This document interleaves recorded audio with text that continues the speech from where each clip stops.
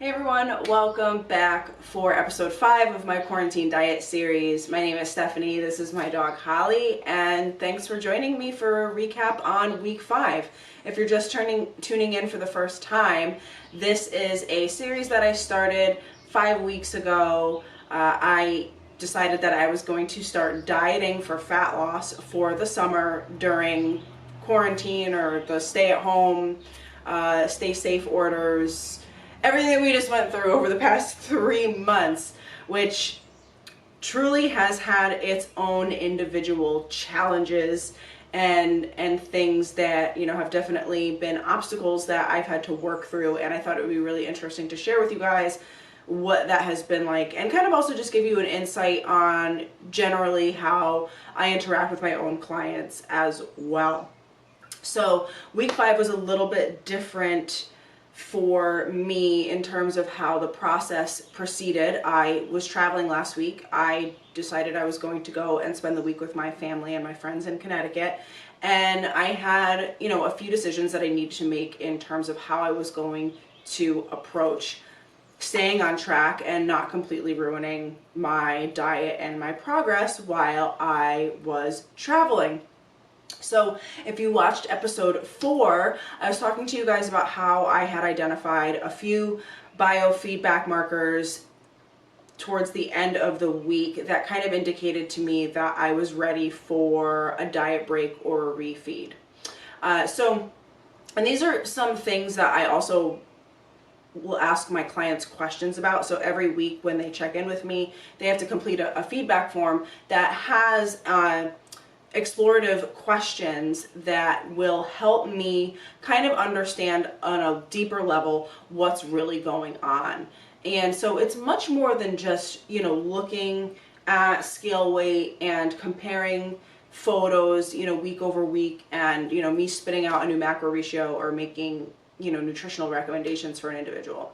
There's much more that goes into it. And in order for me to truly understand my client and to really help build that relationship, I also need to understand what's going on in their environment. And there's a series of questions that I do ask that, generally speaking, revolve around how an individual is sleeping, how their hunger is and their appetite, their recovery from their training or their physical activity, their energy, how they're feeling, their digestion, and their stress. Some people have called this the shreds model of biofeedback.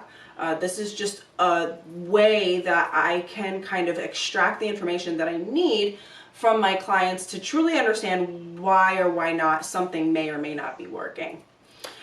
So, for example, if you have somebody that swears up and down, that they're, hitting their macros and getting in their training, to a T, but maybe they don't have quality sleep at night, or, they don't get healthy, restful sleep, this could be an indication for other issues that we need to kind of address first in order for the actual fat loss process to work as well as it could.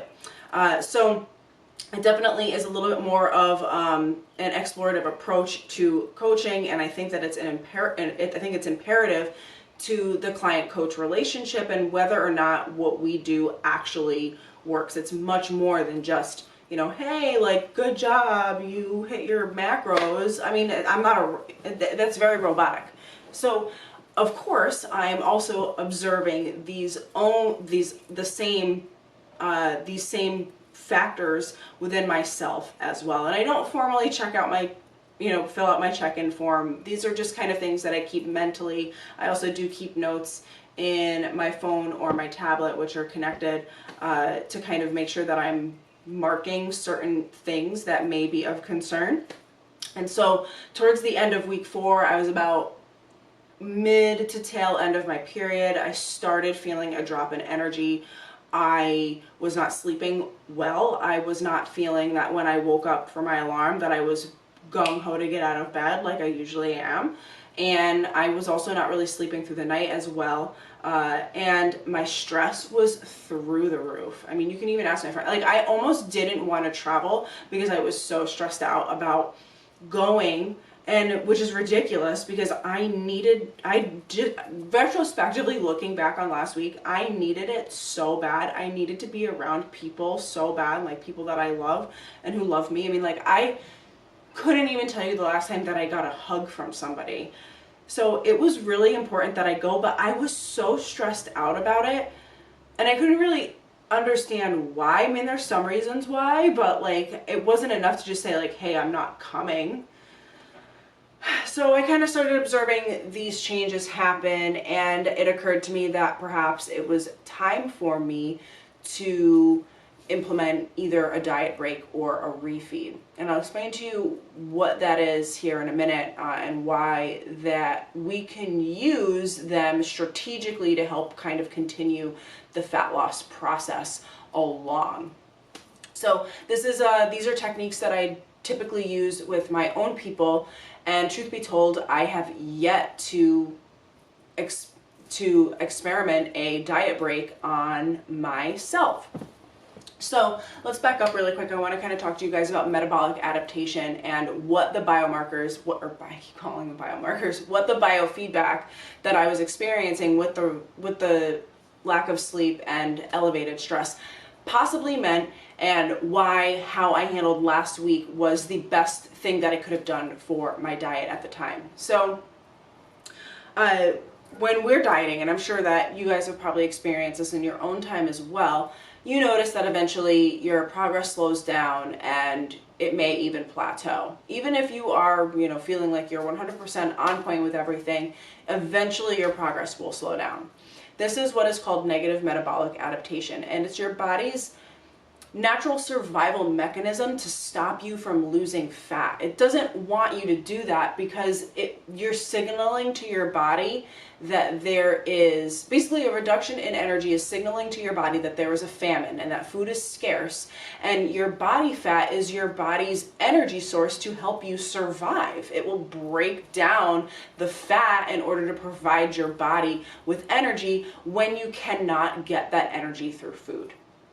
So this happens in every diet. It will happen to you, and you have to know how to kind of manipulate that to continue progress. And there's a few different things that we can do. We can make another adjustment down in calories, so you'll pull more energy away from your energy consumption to create a new deficit and encourage progress. Or you can increase your energy output through your training and cardio, however you want to do that. However, there is information that suggests that implementing refeeds or diet breaks could provide a metabolic advantage for those who are losing or who are on a fat loss diet. And what that involves is recalculating your estimated maintenance calories, creating a macro ratio that slightly reduces protein and incorporates more carbohydrates, so the bulk of those calories would be consumed via carbohydrates for glycogen replenishment in the muscle, for energy, and spending at the very minimum 2 days at your estimated maintenance, and enjoying a little bit more flexibility, enjoying a little less stress around the process of, having to, always track and, adhere to your diet and avoid, social temptation and so on and so forth. But most importantly, it helps upregulate the hormones that are impacted, that regulate and modulate your metabolic rate. So there's information that suggests that when we incorporate these techniques appropriately, that we can upregulate those hormones back up to baseline, and, for lack of a better way of saying it, kickstart your metabolism back into gear. This is why sometimes we will see people at the end of a fat loss diet who are ready to reverse diet. Sometimes when we start reverse dieting and adding calories back in, we will continue to see a drop in calories. This doesn't happen a drop in body weight. This doesn't happen to everyone, but it can happen. And it has to do with the fact that your metabolism gets upregulated back up and may start working a little bit more efficiently at that point. So I took the negative biofeedback that I was experiencing towards the end of week 4, and I made a mental note about it. And by day 2 of week 5, I was so burned out. Like, I was already in Connecticut. It was crappy weather outside. It was Memorial Day. We actually had plans, and they just didn't work out because the weather was pretty crappy and it rained. I laid on the couch all day. I mean, I binge watched Netflix, watched Waco. That was aggressive. If you haven't seen that, you should. It's based on a true story. And that's not like me at all.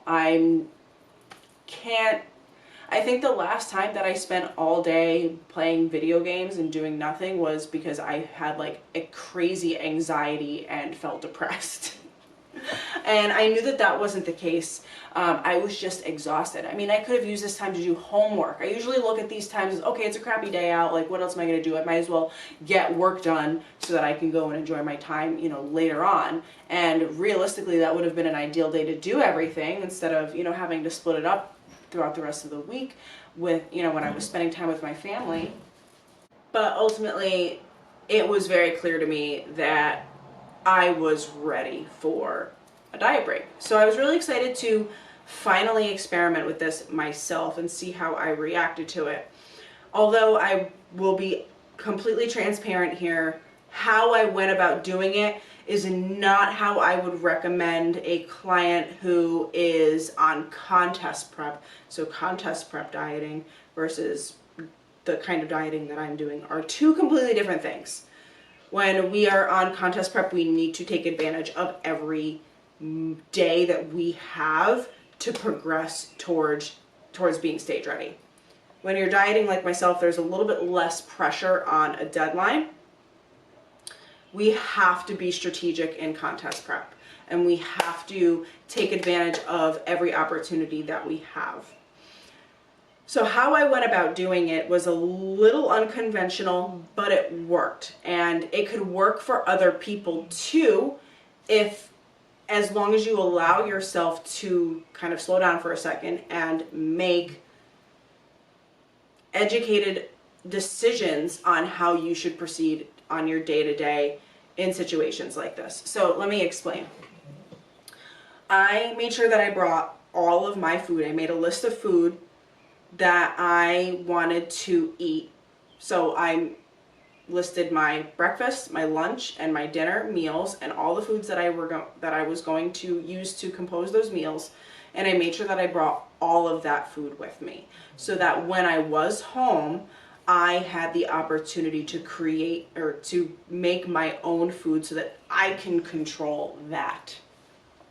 Anticipating that I would be going out to eat and out with friends and family, and understanding that I needed to have that. I didn't want to be a hermit. I mean, I have been on 4 or 5 contest prep diets where, I can't be around, I can't go to a bar and drink water.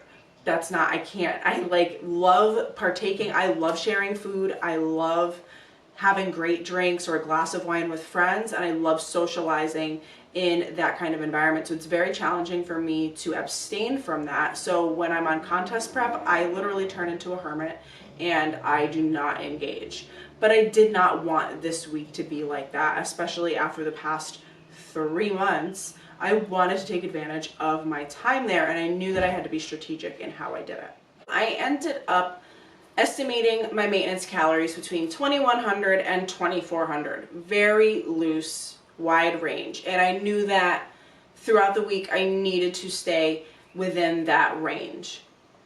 Now, typically, like I had mentioned before, when you're recalculating your diet break or refeed macros, you kind of want to reduce protein slightly. You want majority of your calories to come from carbohydrates to replenish your muscle glycogen, which is your body's preferred energy source. So you want to use that opportunity to get as much as you can, you know, without blowing your progress out of the water, which is why it's important to make sure that you're staying within your maintenance so that you don't gain weight. It's likely that you're not going to see a progression in fat loss because if you calculate it correctly, you will not be in a deficit. You will be at your maintenance and you should maintain your existing status. So, you know, my average weight was 143.6 pounds week 4. My average weight for week 5 was 143.3. It's safe to say that I maintained my weight throughout the week doing this exact plan. And it's exactly what I wanted. Looking at myself in my before and after photos, and you can see that on my Instagram or my Facebook, wherever you're looking, that I look a little bit more watery and fluidy and bloated in my week 5 photo, but that there's no fat gain there. I look similar to my week 4 photos, but there's just a little bit more fluid, which is likely due to, honestly, alcohol, because this is where it's unconventional. I swear I'm not an alcoholic, but I did drink a lot last week. And also possibly ate some things that didn't necessarily agree with my digestion. And therefore, when I woke up Sunday, I was definitely a little bloated and fluidy from that. However, I did expect that to dissipate as I returned home and got back on track, and it has, which is awesome. So everything went exactly how it was supposed to. So like I had mentioned, I was making sure that I was eating meals at home, and when I was out, I was just ensuring that what I was eating would not send me completely out and completely destroy, completely blow my goals out of proportion. It's important to stay within your maintenance. So knowing that majority of my calories were coming from alcohol, I made sure that my meals were protein based, and I also tried to make it where they were lower in carbohydrates. So I personally find that controlling carb intake when ordering out is far easier than controlling fat. And here's why. A lot of restaurants, so for example, when I went out during the week, I ordered for dinner a half roasted chicken with vegetables, and it had a couple of yellow potatoes. And when it came out, some restaurants they will both roast and fry the protein, and I didn't know if that was a possibility. Turns out that they don't fry it at all, which is awesome, but I found that after the fact. But the point is that I find it harder to control your fat when you're eating out, especially with restaurants who use, a lot of oil to, cook their vegetables and their, and other food. It's easier for me to control my carbohydrate intake, assuming that I may not fat when it's in oil and stuff like that. Those are invisible calories. Those are calories that you can't see. So, or maybe you can't see them as easily. So for me, it's just easier to make sure that I'm consuming less dense carbohydrate sources, keeping that protein up, making those the focus of my meals, and also, making sure that I'm eating of a variety of vegetables. So one day I had eaten some eggs in the morning, and then my mom and I went to a winery and we shared a bottle of wine, and I ordered a watermelon salad with grilled shrimp on it. It was awesome, but perfect for what I was doing. Then later on that night, I ordered that half chicken over veggies, but I also had an espresso martini and 3 glasses of wine. So yeah, you can see that I definitely drank a lot that day. So I just made sure that I was making proper choices in relationship to everything else that I was doing. Being on a diet break or going on or having a refeed meal is not an excuse to completely deviate from your goal. It just allows you to have a little bit more flexibility and freedom to make choices like that, as long as you can hold yourself accountable and maintain that discipline to adhere to that. And this is the first time that I did something like this, and I'm happy that I did it because I think I nailed it. I clearly maintained, and when I came back, I decided I was going to make another adjustment down in calories. I got back on it, and everything seems to be settling back into place as it should post diet break. So that's why, you know, I think a lot of people don't understand the concepts of diet breaks, don't understand the concept of reverse dieting. And they also, I think, sometimes think that just because you are dieting means that you have to be super strict and that you have to be a hermit and that you can't enjoy alcohol, you can't enjoy meals out with friends. You can. But if you want to lose weight, it's like, what does Britney Spears say? If you want to look hot in a bikini, you better work. Like, you have to. If that goal is important to you, then you need to do whatever you need to do to make sure that you adhere to it. You can still allow flexibility, but you have to have a strategic approach in how you're going about doing that. And I think last week is proof that, I mean, if I can do that, I mean, I'm telling you, like, I wasn't sitting on my app and logging in all of my food. I think I have very few food entries for last week. But mentally, I just made sure that I did, because it's really important for me that all of the clothes that I haven't been able to fit in fit me this summer. I want that more than anything right now. And I will do what I need to do to get there in the best way possible that I can. So yeah, that's pretty much week 5, guys. I'm really excited to continue on with the diet. I'm hoping that by the end of the next 4 weeks, that I am, if not already there, that I'm very close to where I want to be. Again, I don't really have a weight goal. If I can guess, I'm probably going to fall around like 135. But we'll find out. I'm not sure. My scale weight is not important to me. It's how my clothes fit. Some clothes are already starting to fit me. I wore a bikini for one of the first times this year over the past couple weeks and on this past Saturday.